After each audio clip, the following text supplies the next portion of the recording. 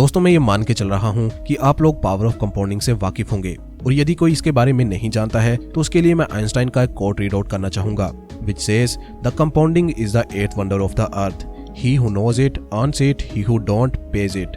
यानी कि आइंस्टाइन जैसा महान साइंटिस्ट कंपाउंडिंग को दुनिया का 8वां जुआ मानते थे, और ये जान के यकीनन आपको पावर ऑफ कंपाउंडिंग का अंदाजा लग गया होगा। दोस्तों आपने कई बार सुना होगा कि कंपाउंडिंग पैसे के छोटे अमाउंट को बहुत बड़ा बना देती है जैसे जैसे टाइम गुजरता है, लेकिन आपको शायद ये मालूम ना हो कि कंपाउंडिंग हमारी हैबिट्स पर भी अप्लाई करता है। एटॉमिक हैबिट्स के ऑथर जेम्स क्लियर भी अपनी बुक में लिखते हैं कि अगर आप दिन में सिर्फ 1% खुद को इम्प्रूव करते हो और ऐसा आप डेली एक पूरे साल के लिए करते हो तो आप 37 टाइम्स खुद को इम्प्रूव कर लोगे। अब जरा इमेजिन करके देखो कि आप 37 टाइम्स आज से बेहतर बनके कैसा महसूस करोगे।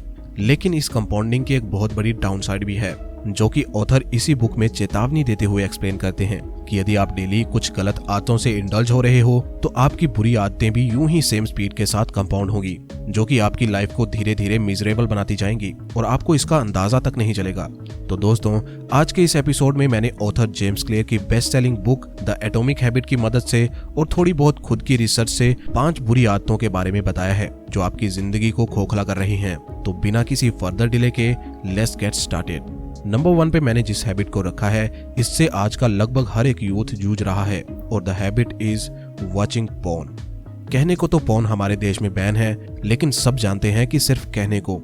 असलियत तो ये है कि ये पोर्न देखने की आदत हमारे यूथ को अंदर से खोखला कर रही है। और पोर्न की एक बुरी बात यह है कि लोग इसे सिर्फ अपनी फिजिकल नीड्स को पूरा करने के लिए नहीं देखते, यानी कि सिर्फ तब नहीं देखते जब उनकी बॉडी डिमांड करती है, बल्कि लोग पोर्न का यूज अपनी सैडनेस, इमोशनल पेन और एंजाइटी से निपटने के लिए करते हैं। और तो और मैंने तो यहाँ तक देखा है कि आजकल लोगों के ब्रेकअप होते हैं तो वो घर में आते ही सबसे पहला काम यही करते हैं कि वो पोर्न ओपन करते हैं और हस्तमैथुन की क्रिया में जुड़ जाते हैं to overcome pain of breakup. Porn addiction के बहुत सारे साइड इफेक्ट्स हैं, जिनमें से कुछ को मैंने पॉइंट आउट किया है, जैसे कि एक्सेसिव पोर्न देखना पार्टनर्स के बीच के इंटीमेसी को अफेक्ट कर सकता है, यानी कि रिलेशनशिप को नीरस बना सकता है, आप में सेल्फ एस्टीम को कम कर सकता है, और यहाँ तक कि पोर्नोग्राफी अफेक्ट कर सकती है सेटिस्फेक्शन फ्रॉम सेक्स। ऑल्सो ये आप में किसी तरह के मेंटल हेल्थ डिसऑर्डर को भी जन्म दे सकता है। तो व्यूअर्स संभल जाओ जितना जल्दी हो सकता है, ऐसा ना हो कि बाद में आपको पछताना पड़े। और पछतावे से मुझे याद आया कि कुछ एडिक्शंस होती हैं जिनमें हमें पछतावा होता है और एटलीस्ट जिनकी हमें जानकारी होती है,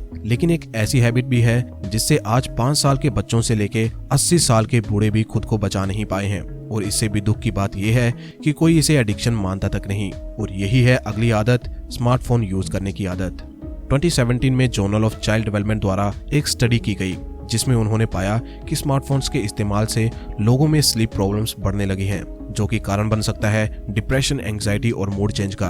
अगर मैं अपना ही एग्जांपल लूं तो मैं खुद भी स्मार्टफोन यूज करने का आदी हूं, और मैंने कई बार देखा है कि जब मैं ज्यादा इसमें डूब जाता हूं तो इससे मेरे मूड में चेंज आता है और कुछ भी करने की मोटिवेशन सी नहीं मिलती, और आंखों पे जो स्ट्रेस पड़ता है वो अलग से। मैं काफी समय से खुद को इस एडिक्शन से बाहर निकालने की कोशिश कर रहा हूँ, लेकिन आज हम सब मिलकर इससे बाहर निकलने की प्लेज करेंगे और अगले 21 दिन तक कम से कम यूज करेंगे अपने स्मार्ट डिवाइसेस का। तो क्या कहते हो दोस्तों, क्या हम ये कर पाएंगे? सभी अपनी अपनी राय कमेंट बॉक्स में जरूर लिखें, और आओ इसी के साथ अगली हैबिट की तरफ बढ़ते हैं, जो है habit of comparison.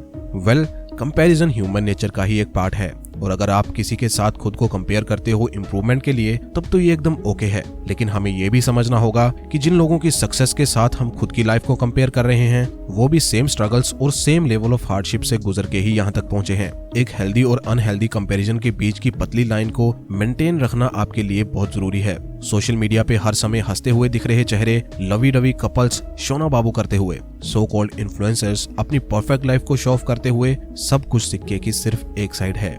There is no such thing as perfect. जब हम अपनी लाइफ को सोशल मीडिया की लाइफ से कंपेयर करने लगते हैं तब हम एक गलत रास्ता चुन लेते हैं। हम खुद को कम समझने लगते हैं, हमें लगता है कि हम उतने अच्छे नहीं हैं, और फिर यही सब कारण बनता है हमारे डिप्रेशन का। एक फेमस इंग्लिश सेइंग है, comparison is the thief of Joy. इसलिए कंपैरिजन को छोड़िए और हमेशा याद रखिए कि आप अपने आप में ही यूनिक हो। 4th हैबिट है नॉट ट्रस्टिंग योरसेल्फ।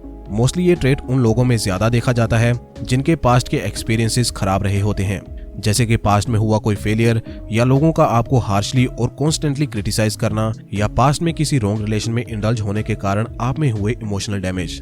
लेकिन ऐसे लोग जो खुद पे ट्रस्ट नहीं कर पाते, उनके लिए जीवन में डिसीजन लेना काफी मुश्किल हो जाता है, क्योंकि उन्हें रॉन्ग डिसीजन लेने का डर सताता रहता है। इस आदत को काटने के लिए आपको पास्ट से बाहर निकलना होगा, ज्यादा प्रेजेंट में जीना होगा और इस बात के डर को मन से निकालना होगा कि लोग क्या सोचेंगे। पास्ट में जो कुछ भी हुआ उसे आप बदल नहीं सकते, लेकिन अपने पास्ट से सीख के और उसे अपने प्रेजेंट में इम्प्लीमेंट करके आप अपने फ्यूचर को ब्राइट जरूर बना सकते हो। इसलिए be yourself and enjoy every moment of your life. और लाइफ में एंजॉय न कर पाना और लाइफ को अपने फुल पोटेंशियल से ना जी पाने के पीछे एक और हैबिट होती है, जो है लिमिटिंग योरसेल्फ। कहते हैं इंसान खुद का दुश्मन होता है, और ये बात उन लोगों पे एकदम सही बैठती है जो लोग खुद को लिमिट करते हैं। ये वैसे ही है जैसे आपने खुद ही अपने रास्ते में कांटे बिछा लिए हों। लाइफ में प्रॉब्लम्स का आना आम बात है, लेकिन ये बिल्कुल भी आम नहीं है कि आप खुद ही खुद के लिए मुसीबतें खड़ी करते रहो। आप नहीं जानते कि आप लाइफ में क्या क्या कर सकते हो सकता है आप आने वाले बिलियनर हों, या हो सकता है आप एक महान दार्शनिक हों, या ये भी हो सकता है कि आप देश के अगले प्रधानमंत्री हों। हु नोज, कुछ भी हो सकता है, लेकिन आप पहले ही खुद को लिमिट कर लोगे फिर तो क्या ही होगा। और अफसोस की बात तो ये है कि हमारी सोच को लिमिटेड बनाने वाले और कोई नहीं बल्कि हमारे ही समाज वाले और हमारा एजुकेशन सिस्टम है। इसलिए self educate yourself. Self education हमें वो सिखाती है जो कोई स्कूल, कॉलेज, इंस्टीट्यूट हमें नहीं सिखा सकता। दुनिया और इतिहास के मैक्सिमम ग्रेट लोग सेल्फ एजुकेटेड थे। अगर झूठ है तो किताबें खंगोल के देख लो, सभी महान लोग सेल्फ एजुकेशन के बारे में क्या कहते हैं। और दोस्तों, हमारे चैनल का गोल भी यही है कि ज्यादा से ज्यादा लोगों को सेल्फ एजुकेशन की इंपॉर्टेंस के बारे में समझाया जा सके। इसलिए अगर आपको लगता है कि हम कुछ वैल्यूएबल काम कर रहे हैं और आप पे इससे पॉजिटिव इन्फ्लुएंस पड़ रहा है, तो हमारे चैनल को जरूर सब्सक्राइब करें और वीडियो को दूसरों के साथ शेयर करें ताकि और लोग भी इससे बेनिफिट ले सकें।